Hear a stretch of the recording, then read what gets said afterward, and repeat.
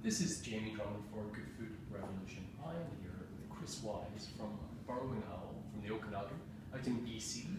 We don't see nearly enough BC wines here in Ontario, so it's a great delight today to get here early in the morning at the Sommelier and taste through some absolutely delicious wines of white and red.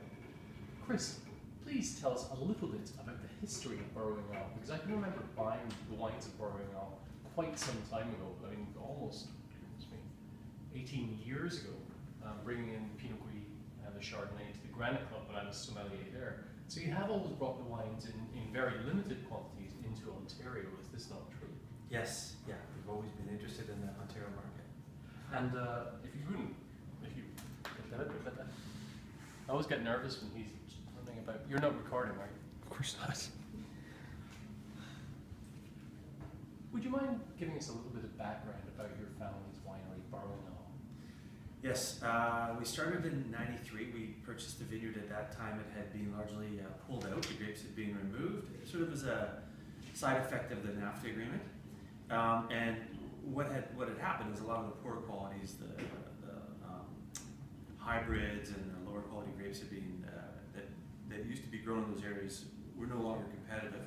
When we came along, we planted European vinifera, which was sort of the front edge of the revival of the Okanagan wine grape growing. And shortly after planting the grapes and getting the vineyards up and running, we saw great success with the wines being made from our vineyards.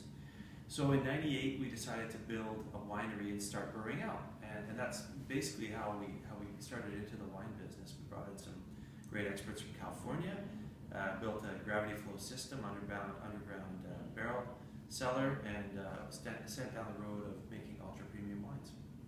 Now, Burrowing Owl is seen by many as being one of the most pioneering of the Okanagan wineries. You've chosen to make a number of varietals. Would you mind speaking to what you have chosen to keep in the ground and what you have chosen to blossom? Sure. I mean, when we first planted the vineyards, we started off with quite a large vineyard. We planted about 340 acres in total. And at that time we tried everything. We did the Italian grapes, we did the French grapes. And over the course of time, we watched the vines to see which ones did well. And we found that the French Bordeaux were probably what we felt to be the best fit stylistically, similar to what they should taste like, obviously, for that site. But we also found that Pinot Gris did exceptionally well. And even Chardonnay was a fantastic style, very reminiscent of some of the Burgundy and the Chardonnays. So we've gone down a little bit. Of course, the wines that we like to drink, can't help yourself. But we also found that the wines that we're making were, in our opinion, the best match for the sites. You've always had quite an environmental edge at Burrowing Owl. What are the origins of that? You know, at the end of the day, we're farmers, and as a farmer, you start looking at things from a long-term perspective. What are you doing to the soils? You're pulling nutrients out of the soils. You're using the water. So you want these things to carry on and be healthy. And I think that gives you an overall approach to our environmental concerns. We're very concerned about the plight of the Burrowing Owl. It's struggling to survive in our area. It used to be populated in large numbers. And in the early days, we came across Sorco, the group that rehabilitates Burrowing Owls to the region. And we've made it one of the causes of Burrowing Owl the Winery, which is partly the reason for the name, to support this group. And we've gone a long way down the road to keep that group healthy and happy, and actually had some success with the rehabilitation of the Burrowing Owl to the region. We are delighted that we're actually going to be seeing a lot more of your wines in Ontario, it has to be said. How do you feel about the cross-country distribution of wine as it sits right now? You know, there's always struggles when you're dealing with all the provincial barriers, of course. But that aside, you know, we look at ourselves as being a brand for Canadians. We don't look at ourselves as being a Western brand. We want to be available across the country. And yeah, we're definitely doing our best to try to see if we can't get these wines distributed equally to all the provinces. Where is most of your wine sold? Still today in the West, yeah.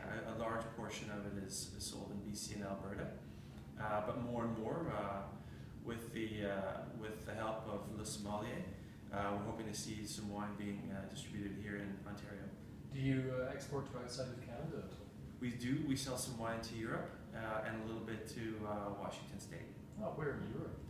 It starts in Switzerland, and from there, mostly to the northern countries, Germany, and we're seeing a tiny bit trickle into the Scandinavia now.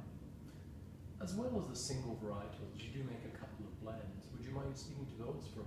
Sure. Well, we make our Meritage blend, which is our Bordeaux, and that's we work with a Bordeaux consultant, a fellow named Alain Sutra, who's really we make his primary focus be our Meritage blend. Of course, there's a trickle-down effect that it helps all the varieties, but that's really where he starts his efforts. And a second blend that we've introduced recently is a co-fermented blend of Cab, Sauv, and Syrah, which we call Athene, or Athene caniculare. And that's the Latin name of the Burrowing Owl, I believe. Correct, yes, the genus, yeah. Well, thank you very much for joining us today in Toronto at the Sommelier offices. It's been a real pleasure to taste through these wines, and we look forward to perhaps visiting you in the Okanagan at some point. I look forward to meeting everybody in the Okanagan to show you the wineries. Super, Chris. Thank you very much. Bye for now. Thanks. Is there anything else you would like